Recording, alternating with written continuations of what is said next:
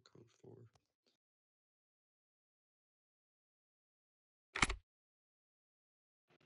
Okay, sir. Great. You completed all the requirements for your body reval. Don't forget, sir. So when you drop you have the right to remain. When you handcuff the suspect, you just need to drop this too. You have the right and pats down. No need to drop the slash do request docs. Don't drop that. Only you have the right to remain silent and pats down.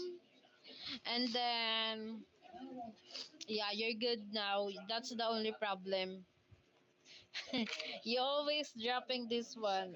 Don't drop that one. This one, don't drop that. When you handcuff the suspect, only this one and this one. So congrats. So after this, I'm gonna send my body cam, and then DFG will rank you up. And before you arresting, sir, you can come to FTO or general to supervise you. So ask them, sir, can you supervise me with my first arrest at the hospital or at the city, and then so they can guide you.